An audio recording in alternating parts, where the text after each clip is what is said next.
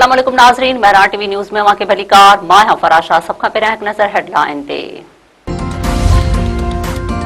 America ऐं Iran विच में 45 ॾींहनि जी जंगबंदीअ जी कोशिश में अहम अगबराई जो इम्कान। इस्लामाबाद अकार्ड जे नाले सां 2 मरहलनि ते मुश्तमिल मंसूबो पेश। पाकिस्तान प्लान जो खाको ईरान ऐं अमेरिका सां शेयर करे छॾियो। फील्ड मार्शल सईद आसिम मुनीर जा अमेरिका जे नायब सदर ख़ासि नुमाइंदे स्टीव विटकोफ ऐं ईरान जे परॾेही वज़ीर अब्बास इराक़ची सां राब्ता। ख़बरू इदारे मूजिबि मंसूबे तहत पहिरियां फौरी जंगबंदी ऐं पोइ जामे मुआहिदो थींदो। मुआहिदे में ईरान तरफ़ां एटमी हथियारनि तां दस्तबरदार थियण जो इम्कान। बदिले में पाबंदियूं नरम ऐं मंजमंद असासा बहाल थी सघनि था। ईरान जे आला उहिदेदार मसूदो मिलण जी तस्दीक करे छॾी।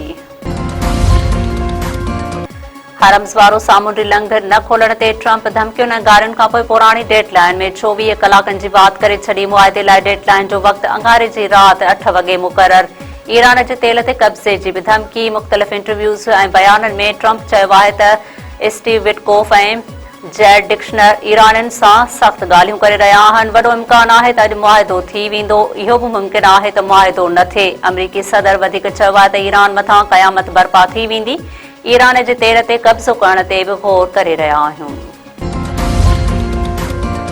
डेडलाइन ख़त्म थियण खां अॻु ईरान मथां हमलनि में तेज़ी। अमेरिका ऐं इसराइल जे हमले में IRGC जो इंटेलिजेंस चीफ मजीद ख़ातमी शहीद। तहरान मथां बमबारीअ में 6 ॿारनि समेत 24 ॼणा शहीद, केतिरा ई ज़ख़्मी। ईरानी मीडिया मूजिबि हमलनि में तहरान जूं 3 रिहाइशी इमारतूं मुकमल तौर ते तबाह थी वयूं।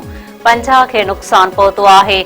मस्जिद, यूनिवर्सिटी ऐं गैस स्टेशन खे बि निशानो बणायो वियो। ईरानी मीडिया जो वधीक चवणु आहे त कुम शहर में बि रिहाइशी इमारत खे निशानो बणायो वियो, जंहिंमें 5 ॼणा शहीद थी विया। बेरूत मथां इसराइल जी बमबारीअ में 8 ॼणा शहीद ऐं 5 ज़ख़्मी थी पिया। ईरान जो जवाबी हमलो। इसराइल मथां मीज़ाइलनि जी बरसात करे छॾी। तिल अबीब में इमारत तबाह। विच इसराइल में 15 इमारतुनि खे नुक़सान पहुतो। हैफा में इमारत मां केतिरनि ई कलाकनि खां पोइ 2 लाश कढिया विया। ॿियनि जी ॻोल्हा जारी। मीज़ाइल हमले में घणमाड़ इमारत तबाह थियण करे 4 ॼणा दॿिजी विया हुआ ऐं 4 ज़ख़्मी थी पिया हुआ।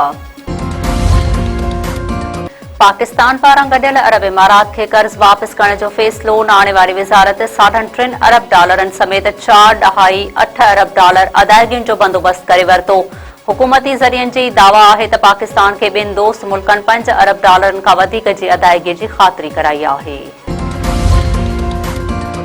वॾे वज़ीर सईद मुराद अली शाह चयो आहे त ट्रांसपोर्टरनि खे सब्सिडी पैकेज ॾेई रहिया आहियूं। मोटरसाइकिल वारनि खे माहवार $2000 ॾिना वेंदा। मोटरसाइकिल जंहिंजे नाले ते हूंदी पैसा बि उनखे मिलंदा।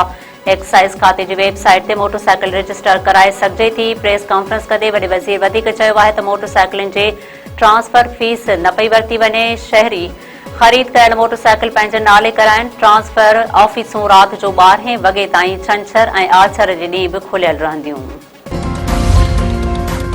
मीरपुर ख़ासि वेझो नारी कार इल्ज़ाम हेठि बेदर्दी सां क़तल ॻोठ नज़दीक आबाद में 22 वरनि जी हसीना सोलंगीअ खे मुबैना तौर मुड़ुस ऐं ॾेर गोलियूं हणी क़तल करे छॾियो। ज़रियनि मूजिबि थाण पुलिस मक़तूला नारीअ जे मुड़ुस खे पिस्टल समेत गिरफ़्तार करे वरितो।